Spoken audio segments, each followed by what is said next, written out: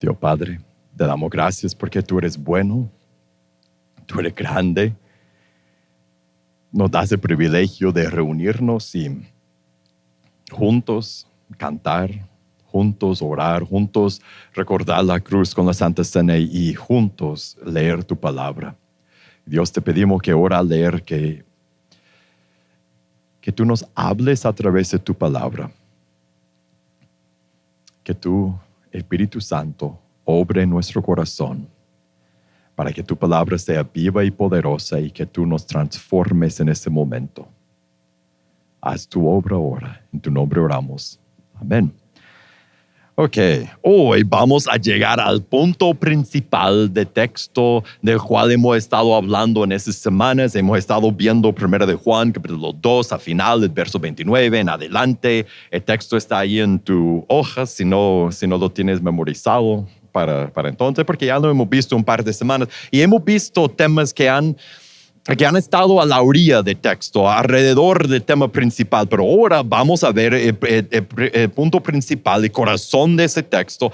Y le voy a decir de antemano, es difícil. Lo que ese texto dice es muy radical, es algo así, yo diría, imposible. Lo que ese texto dice, el punto principal de ese texto, mire, es imposible. Y algo que podemos aprender, aparte de lo que el texto nos va a enseñar, por ver ese texto juntos, quiero que aprendamos otra cosa juntos. A través de ese texto, quiero aprender qué hacer con los textos imposibles. Cuando estamos leyendo la Biblia y encontramos un texto difícil que nos cuesta entender o que nos cuesta concebir de cómo funciona, un texto que lo leemos y decimos, yo no sé cómo reconciliar ese texto con la vida. No, Dios dice eso, pero eso me parece ser imposible en mi mundo, en mi realidad. O cuando leemos un texto que es demasiado complicado y no sabemos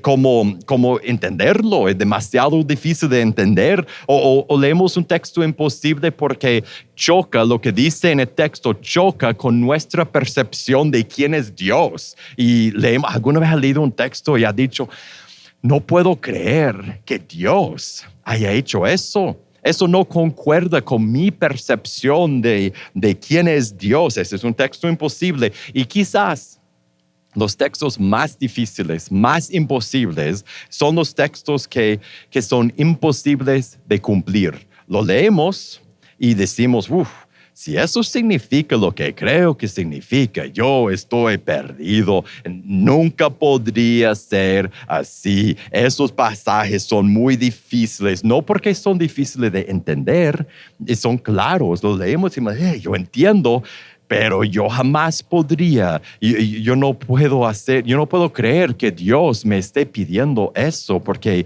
¿quién podría hacer eso? Nuestro texto hoy es uno de esos textos tan difíciles de cumplir, de creer que podría encajarse en nuestra vida. Vamos a leerlo y después aprenderemos juntos cómo leer y entender un texto imposible. En 1 de Juan 2, 29, allí en sus notas, el primer verso dice, si saben que Él es justo, también saben que todo el que hace justicia es nacido de Él. Ahora salta al verso 3 del capítulo 3. Y todo el que tiene esa esperanza puesta en Él se purifica, así como Él es puro. En el verso 5, ustedes saben que Cristo se manifestó a fin de quitar los pecados y en Él no hay pecado. Verso 6, todo el que permanece en Él no peca. Todo el que peca ni lo ha visto ni lo ha conocido. 7, hijos míos, que nadie los engañe. El que practica la justicia es justo, así como Él es justo. El 8, el que practica el pecado es del diablo, porque el diablo ha pecado desde el principio. El Hijo de Dios se manifestó con ese propósito para destruir las obras del diablo. El 9, ninguno que es nacido de Dios practica el pecado, porque la simiente de Dios permanece en él. No puede pecar, porque es nacido de Dios. El 10, en esto se reconocen los hijos de Dios y los hijos del diablo. Todo aquel que no practica la justicia no es de Dios. Porque es imposible ese texto, lo vieron. Es imposible, solo fíjese en las palabras. Hacer la justicia, haber nacido de Dios, practicar el pecado, no lo ha visto ni lo ha conocido, permanecer en él, no pecar. Parece que ese texto está diciendo, no sé cómo lo lees tú, parece que está diciendo que si pecas, no eres hijo de Dios. Y ese es un texto difícil, muy difícil. ¿Qué hacemos? ¿Qué hacemos con esos textos? Leer ese texto nos puede llenar de culpa, con duda. Uno lee eso y ¿qué decimos? Si es así, yo no estoy seguro que yo soy un hijo de Dios. O si soy un hijo de Dios, yo soy un muy mal hijo de Dios. Y si no eres cristiano y estás viendo ese texto, no te culpo si tú piensas, ¿para qué empezaría algo que es imposible de cumplir? Si de verdad eres hijo de Dios, no pecas. Eso es lo que parece que el texto está diciendo. Y eso no puede ser, eso es imposible, no puede ser porque todos pecamos. Es inconcebible imaginar nunca pecar. Intenta hacerlo. Imagina tu vida sin tus pecados, sin tu mal carácter. No estoy tirando pedradas, para mí también. Sin lo malo que tienes en tu vida. Imagina tu vida. Sería imposible. Es imposible vivir sin pecar. ¿Qué hacemos cuando encontramos textos imposibles como este? Nuestra tentación, bueno, no sé la tuya, la mía, nuestra tentación es, nuestro primer instinto es intentar explicarlo. Decir, ok, parece que está diciendo que un hijo de Dios nunca peca, pero eso no puede ser. Entonces, a lo mejor significa, tratamos de interpretar el texto de acuerdo con nuestra realidad. Tiene que significar esto. ¿Alguna vez has dicho eso? Lees algo y alguien te pregunta qué significa eso. Parece que está diciendo eso y eso sería imposible. Un hijo de Dios nunca peca, nunca peca. No. Y después tratamos de explicarlo con lógica. Es que esto tiene que significar, y ponemos lógica humana, pero no somos Dios para hacer las reglas. O si no la explicamos con nuestra lógica, la otra tentación es de ignorarla. Bueno, hoy no lo podemos hacer porque lo estamos haciendo juntos en grupo y no podemos saltarlo, pero cuando estás leyendo la Biblia solo y lees un capítulo y llegas a un texto como este y tú dices, eso es demasiado difícil. Yo no puedo ser así. ¿Qué hacemos? Saltamos el texto. Decimos, a saber qué significa. Voy a leer el próximo. El próximo texto a lo mejor es más fácil de entender, más fácil de explicar. Hay una mejor forma de tratar estos textos imposibles.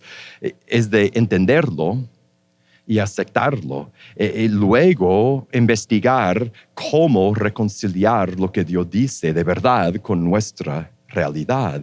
Pero todo empieza primero por recibir lo que Dios claramente dice en su palabra, en el texto, entender lo que Dios está diciendo, el leer el texto y preguntar qué está diciendo Dios sin quedarnos trabados en lo imposible que es, sin interpretarlo a la luz de lo que pienso, sin justificarlo, sin decir tiene que estar diciendo, sin negarlo, sin aplicar mucha lógica, sencillamente escuchar. Vamos a hacer eso juntos con ese texto, vamos a leerlo.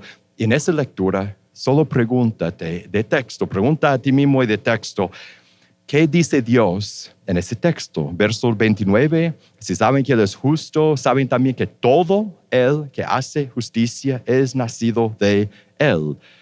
¿Qué está diciendo? Los hijos de Dios obedecen a su Padre. No es opcional, no es solo algunos, todos los que han nacido de nuevo obedecen a su Padre. Verso 3, y todo, otra vez la palabra, todo el que tiene esa esperanza puesta en Él se purifica, así como Él es puro. Los hijos de Dios se purifican, se limpian de su pecado. ¿Cómo? Por confesar sus pecados, por huir de sus pecados, por dejarlos atrás, por luchar y pelear y quitan la desobediencia de su vida. 4, todo, otra vez todo el que practica el pecado, Él introduce aquí una frase importante, es practicar, es cometer continuamente, es andar en, es vivir en, es continuamente hacer algo. Y en el resto del texto, cuando dice peca, pecar, practicar el pecado, todos los verbos, todas las instancias de esas palabras tienen el tiempo del verbo, del tiempo continuo, de que lo estás haciendo continuamente. No es una vez, no es luchar y caer una vez, es siempre estarlo haciendo o practicarlo continuamente. Verso 6, todo el que permanece en él no peca. Eso es peca continuamente, no anda pecando, no está pecando, es como está escrito. Todo el que peca o que está pecando, que continuamente peca, ni lo ha visto, ni lo ha conocido. ¿Qué significa? ¿Qué está diciendo? Si estás en Cristo, no practiques el pecado. Es lo que está diciendo. Por imposible que suene, solo aceptemos lo que dice. Si estás en Cristo, no continúes pecando, no vives en pecado. No hay pecados habituales que solo son parte de tu existencia, parte de lo que eres. Practicar el pecado, lo que dice aquí, es señal que no lo has visto, no lo conoces. Es señal de muerte espiritual en uno, el verso 7. Hijos míos, que nadie los engañe, el que practica la justicia es justo, así como Él es justo. Podemos ser engañados, podemos llegar a creer que pecar, el pecado está bien, que lo podemos justificar, que no importa tanto qué es lo que somos. Podríamos leer ese texto y engañarnos y decir, pero el mío no tanto, yo estoy luchando, entre comillas. ¿Cuántos hemos dicho eso? Yo estoy luchando. Esa es una de las frases cristianas que sí tenemos que luchar, es como no practicamos el pecado. Pero a veces, no sé tú, a veces yo llego a aceptar mi lucha, a decir, cuando alguien me encuentra en un pecado, yo digo, yo estoy luchando con eso. No estoy luchando, me estoy quedando estancado en esto y yo digo que estoy luchando para no sentir culpa. Eso es ser engañado, que no importa mi pecado. Verso 8, el que practica el pecado es del diablo, porque el diablo ha pecado desde el principio. El Hijo de Dios se manifestó con ese propósito para destruir las obras del diablo. Si practicas el pecado, eres del diablo. Le perteneces, eres parte de su mundo. No eres de Dios, no eres su hijo. Verso 9, ninguno que es nacido de Dios, recuerden el 29, nacido de Dios, aquí otra vez, ninguno que es nacido de Dios practica el pecado, porque la simiente de Dios permanece en él. No puede pecar porque es nacido de Dios. Ningún hijo de Dios practica el pecado. Si te has nacido de nuevo, no practicas el pecado. Parece que estoy repitiendo lo mismo vez tras vez, es porque Juan está diciendo la misma idea vez tras vez para enfatizarlo. No es accidente, no es que lo estamos escuchando mal. En el 10 terminamos con eso. En eso se reconocen los hijos de Dios y los hijos del diablo. Todo aquel que no practica la justicia no es de Dios. Sigue enfatizando lo mismo. Se puede saber quiénes son los hijos de Dios. Imagínense, hijos del diablo. Qué feo suena eso. Practicar la obediencia es lo que te marca como un gran tatuaje. Te marca como un hijo de Dios. Y vivir en la desobediencia te marca, es señal que eres hijo del diablo. ¿Cuál es la idea grande de ese texto? ¿Qué es lo que Dios está diciendo ahí? Está diciendo que el Hijo de Dios no practica el pecado. El Hijo de Dios no practica el pecado. Hablamos tanto de la lucha contra el pecado en nuestra vida y eso es muy bíblico. Debemos, Romanos 7, Romanos 8, muchos otros textos, debemos hablar de la lucha del pecado. Hablamos tanto de la lucha del pecado, de la lucha continua contra nuestro pecado persistente, que nos puede parecer un poco extraño pensar que Dios tiene esa expectativa, la expectativa que sus hijos no pequen Nunca pequen. Lo más natural para nosotros que es luchar y fallar y luchar hasta que llegamos al punto de decir que estamos luchando, pero realmente no estamos luchando. Y eso dice que el que es nacido de Dios no practica el pecado. El que practica el pecado es del diablo. Después de escuchar lo que Dios quiere decir en el texto, en un texto difícil como este, podemos hacer algo más, algo para entenderlo mejor. Podemos llegar a entender por qué dice Dios eso. Podemos leerlo y preguntar por qué dice eso Dios. ¿Por qué diría Dios que sus hijos no practiquen el pecado? Que si practicas el pecado eres hijo del diablo. ¿Cuál es la lógica? No la nuestra, no lógica humana. ¿Cuál es la lógica de Dios? ¿Por qué diría eso? En el 1, ¿qué vemos? Que es nacido de Dios, perdón, no es el 1, el capítulo 2, verso 29, primera de Juan, el primer verso que vimos, que dice, el que hace justicia es que nacido de él. Eso de no poder practicar el pecado o de practicar el pecado, esto tiene que ver, Juan nos va a decir, de nuestra identidad, de si hemos nacido de nuevo y si somos hijos de Dios, obedecemos a Dios porque somos sus hijos. En el verso 3 es el que tiene la esperanza, se purifica. Por la esperanza que tenemos, la esperanza de la eternidad con Dios, dejamos el pecado. En el verso 4, todo el que practica el pecado practica la infracción de la ley.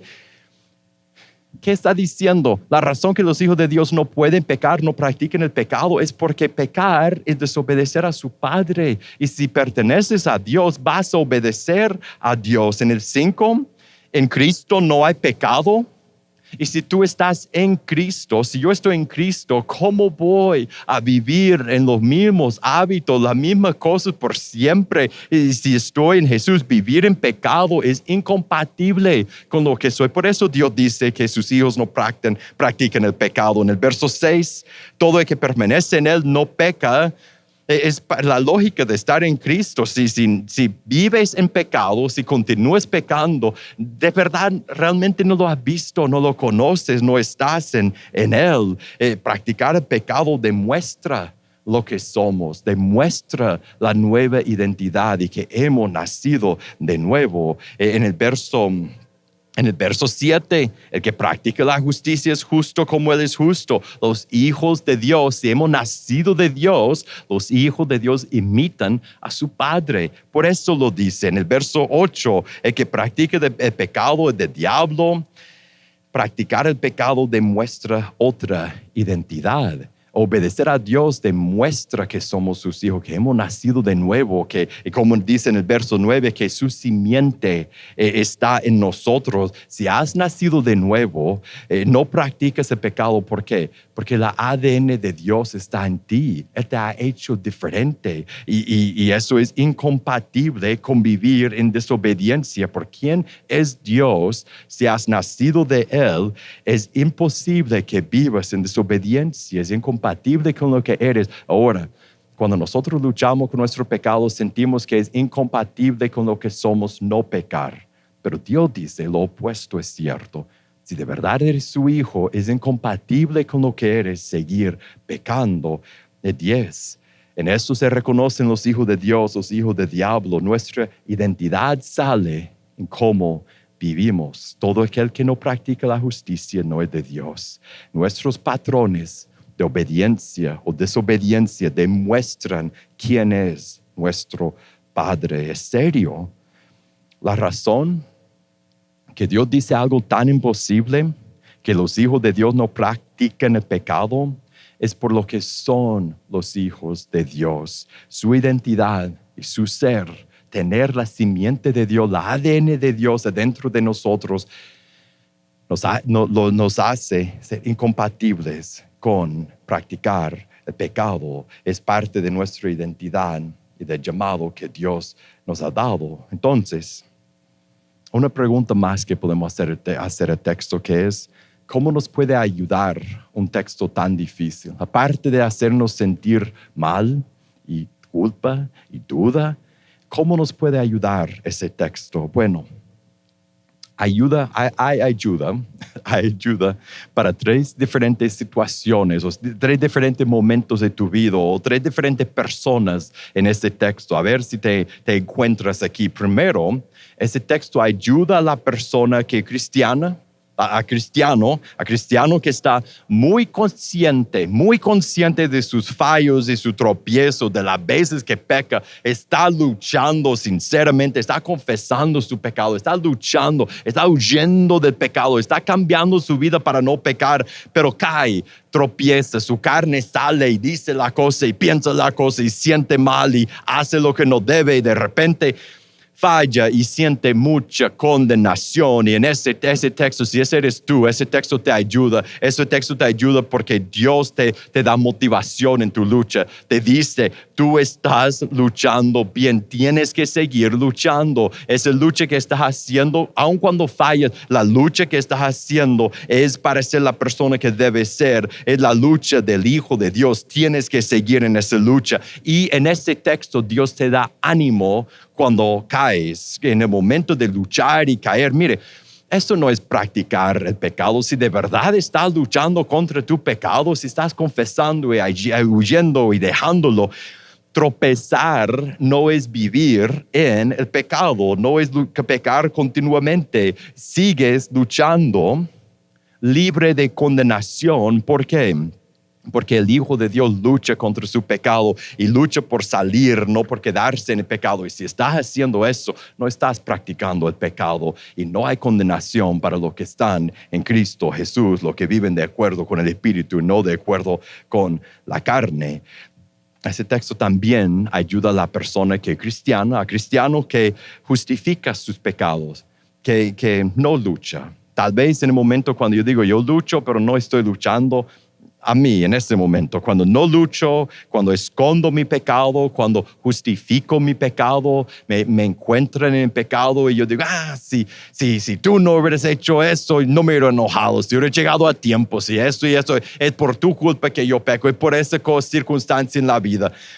Este pasaje, mire, si estás viviendo con pecado constante y persistente en tu vida, Dios te confronta con la realidad de lo que significa decir, levantar tu mano y decir, Jesús es mi Salvador. Demuestra lo que eres. Si tú profesas ser un cristiano, seguir en el pecado, seguir pecando persistentemente, mire, demuestra algo diferente. Cuando mis palabras dicen soy cristiano y cuando mi vida demuestra que practico el pecado, mi vida demuestra que no lo he conocido y no lo he visto y lo más probable es que el diablo es mi padre, no Dios. No me gusta decir esa palabra, me parece ser muy duras, pero es lo que dice el texto, entonces la voy a decir. Y lo que Dios dice a esa persona, si eso eres tú hoy, tienes que empezar a luchar. Tienes que confesar tu pecado, tienes que arrepentirte, tienes que dejar tu pecado, tienes que huir de tu pecado, tienes que repetir este proceso vez tras vez hasta que tengas victoria sobre el pecado y viva como la persona que eres en obediencia a tu Padre. La tercera persona que recibe ayuda de este texto es el no cristiano, la persona que está pensando en tomar su decisión de entregarse a Jesús. Mire, nosotros pensamos en entregarnos a Cristo, ¿por qué? Porque queremos que Cristo sea nuestro Salvador, que nos rescate del infierno y que nos ponga en el cielo.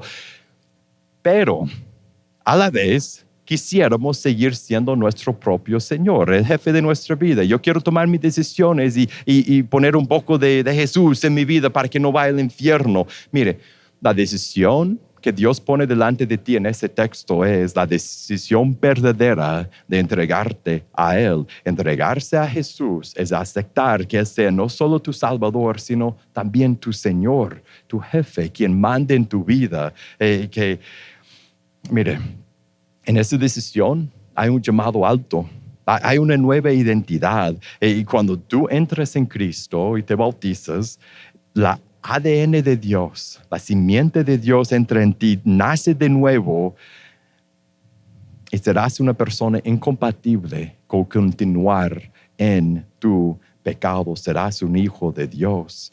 Y si eso eres tú, te animo. toma esa decisión. Y cuando llegas al momento de decir, yo quiero eso, yo quiero ser una nueva persona, quiero que Jesús sea mi jefe de verdad, no puedes decir a uno de nosotros, puedes arrepentirte, puedes bautizarte.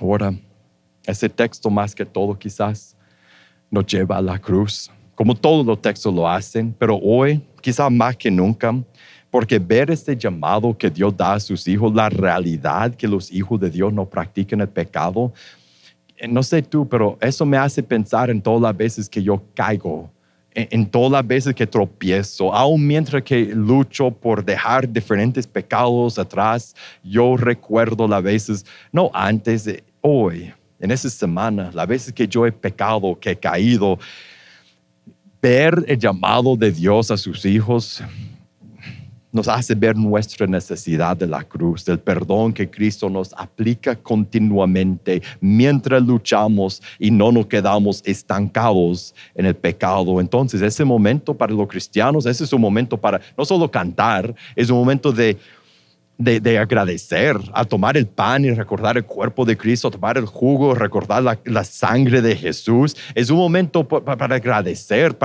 que en ese momento te animo que agradezcas a Jesús por haberte perdonado, no por todo, por siempre, por cosas específicas que hiciste, pensaste, sentiste hoy, ayer, en esa semana. Gracias por haberme perdonado y tú llenas ese espacio. Y después, mientras que toma la comunión, también pida a Jesús que te dé fuerza. Pedamos a Jesús que nos dé fuerza para dejar de practicar esos pecados específicos por completo.